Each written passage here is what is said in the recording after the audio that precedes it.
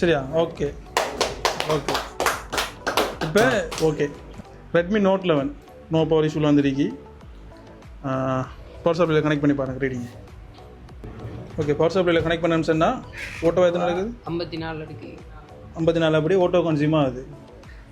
Okay, இப்போ 54 அந்த மாதிரி நோமலாக வந்திக்கின்னு சொன்னால் நம்ம தெர்மல் கேமரா யூஸ் பண்ணி தான் பார்க்கணும். இப்போ தெர்மல் கேமரா இல்லாத டைமில் நம்ம என்ன செய்யணும், ப்ரைமரி லைன் செகண்டரி லைனாலும் நம்ம நோமலாக செக் பண்ணி பார்க்கணும். மல்டிமீட்டர் யூஸ் பண்ணிவிட்டு நீங்கள் விபெட் கனெக்ஷனை செக் பண்ணி பாருங்கள் ப்ரைமரி லைனு. ஓகே, ப்ளஸில் வந்து ரீடிங் வந்து நார்மலாக வருது. இப்போ விபெட் லைன் கிளியர். ஓகே, விபெட் லைனில் ஷோர்ட் இல்லை. விபேஜ் லைன் ஒரு செக் பண்ணி பாருங்கள். ஓகே, சார்ஜிங் செக்ஷனில் இருக்கிற விபேஜ் கோயிலில் செக் பண்ணி பாருங்கள். விபேஜில் வந்து நமக்கு ஃபுல் ஷோட்டில் இருக்குது. விபேஜ் வந்து 00 வருது. அப்போ இப்போ இந்த கண்டிஷனில் நமக்கு என்ன, விபேட் லைன் ஓகே, விபேஜில் வந்து ஷோர்ட்டில் இருக்குது. அதால தான் நமக்கு என்ன ஓட்டோவா 54 வரைக்கும் எடுக்குது. இப்போ நீங்கள் சும்மா நார்மலாக நம்மகிட்ட தெர்மல் கேமரா இருக்கு, சரியா? சும்மா நார்மலாக தெர்மல் கேமரா செக் பண்ணி பார்க்கலாம். தெர்மல் கேமரா இல்லாத டைமில் நீங்கள் இப்படி விபிஹெச்சையும் விபேட்டையும் ப்ரைமரிலையும் செக் பண்ணி பார்க்கலாம். தெர்மல் கேமரா இருக்கிற டைமில் ஒரு அதில் கனெக்ட் பண்ணி பார்க்கலாம். தெர்மல் கேமராவில் கனெக்ட் பண்ணிவிட்டு ஒரு செக் பண்ணி பாருங்கள். ஓகே, இப்போ அவுட்புட் ஆன் பண்ணுங்க பாருங்கள். ஓகே, நமக்கு இங்கே சார்ஜிங் ஐசி வந்து சார்ஜிங் ஐசி மெல்ட் ஆகுதுண்ணே. ஓகே, நார்மலாக சார்ஜிங் ஐசி மெல்ட் ஆகுது. இப்போ நம்ம என்ன செய்யலாம்னு சொன்னால், இப்போ நமக்கு மெல்ட் ஆகினது சார்ஜிங் ஐசி. சரி, இப்போ நம்ம சார்ஜிங் ஐசியை கலட்டாமல் நமக்கு விபேஜ் லைனில் ஷோர்ட் இருக்குது. நம்ம விபேஜ் கோயில் இருக்குது தானே, விபேஜ் கோயிலை கலட்டும். விபேஜ் கோயிலை கலட்டிட்டு சார்ஜிங் ஐசியிலேருந்து வார அவுட்புட் இருக்குது தானே, அந்த அவுட்புட்டில் ஷோர்ட் இருக்குதா இல்லை சார்ஜிங் ஐசியில் இருந்து கோயிலால் செக்ஷனுக்குலாம் போகிற அந்த செக்ஷனில் ஷோர்ட் இருக்கான்னு சொல்லி ஒருக்கா செக் பண்ணி பார்ப்போம். நீங்கள் அந்த கோயிலை கலட்டிட்டு செக் பண்ணி பாருங்கள் எங்கால சைட்டில் வந்து ஷோர்ட் காட்டுதுன்னு சொல்லி.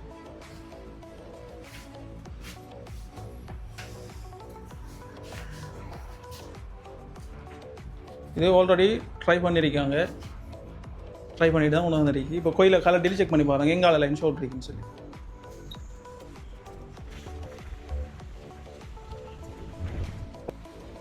ஓகே, கோயிலை வந்து கலட்டியாச்சு. இப்போ வந்து செக் பண்ணி பாருங்கள்.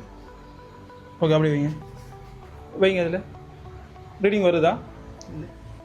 0.1. ஓகே, இங்கே இந்த சைடில் வந்து 00 வருது. மற்ற சைட் 262 மற்ற சைடில் வந்து ரீடிங் நார்மலாக வருது.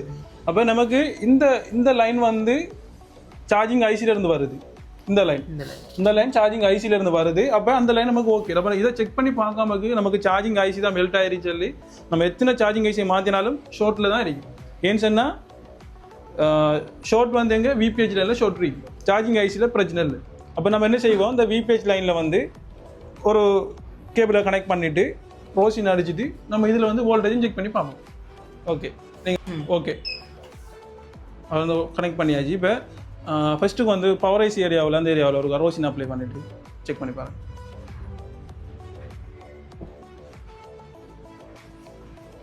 நம்மள்ட்ட இப்போ தெர்மல் கேமரா இருந்ததால் நம்ம தெர்மல் கேமராவில் சார்ஜிங் ஐசியை பார்த்தோம். தெர்மல் கேமரா இல்லைன்னு சொன்னாலும் நம்ம இதே மெத்தடில் செக் பண்ணி பார்க்கலாம்.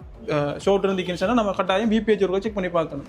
விபிஹெச் செக் பண்ணி பார்த்து விபிஹெச்சில் ஷோர்ட் இருந்துச்சுன்னு சொன்னால் சார்ஜிங் ஐசி கோயிலை கலட்டிட்டு விபிஹெச்சுக்கு சார்ஜிங் ஐசியிலேருந்து வர லைன் ஷோர்ட்டாக இருக்கா, சார்ஜிங் ஐசிலேருந்து அவுட்புட் ஆகி போகிற லைன் ஷோர்ட்டாக இருக்கான்னு சொல்லி கன்ஃபார்ம் பண்ணணும். இப்போ நமக்கு சார்ஜிங் ஐசியிலேருந்து வர லைன் ஷோர்ட் இருந்தீங்கன்னா சார்ஜிங் ஐசி தான் ஷோர்ட் ஆகிருக்கு. இப்போ நம்ம சார்ஜிங் ஐசி மாற்ற வேண்டி வரும்.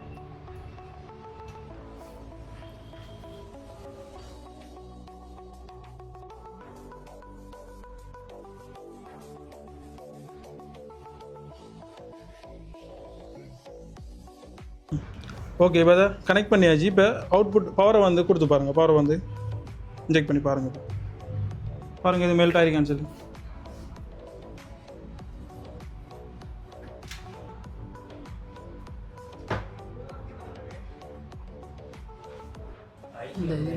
ஓகே, 2GPA வந்து மெல்ட் ஆகிருக்கு. ஓகே, அப்போ நமக்கு இந்த இஷ்யூ வந்துங்க 2GPA வந்து மெல்ட் ஆகிருக்கு. 2GPAவில் தான் இஷ்யூ இருந்துருக்கு.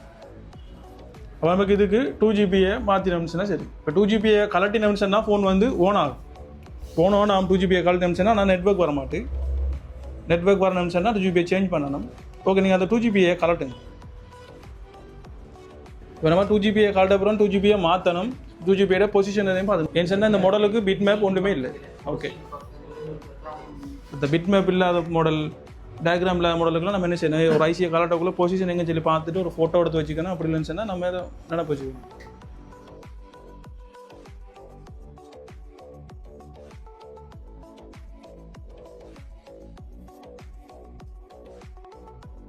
ஜிபியை கழட்டியாச்சு. இப்போ அந்த லைனில் செக் பண்ணி பாருங்கள் விபிஹெச் லைனு.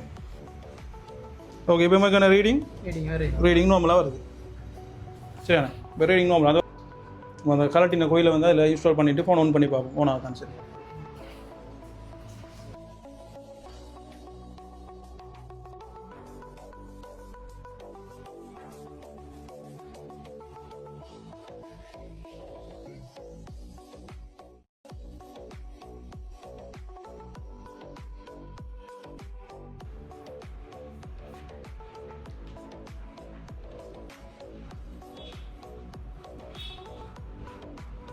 சரியா? Okay okay. இப்போ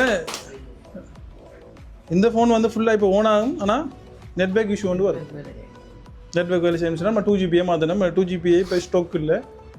நமக்கு ஸ்க்ராப் போர்ட்லேருந்து நான் எடுத்து 2GB அடிச்சு கொடுத்தோம்னு சொன்னால் ஓகே. மற்றபடி ஃபோன் ஓகே தானே? இப்போ ஓகே ஓகே தான்.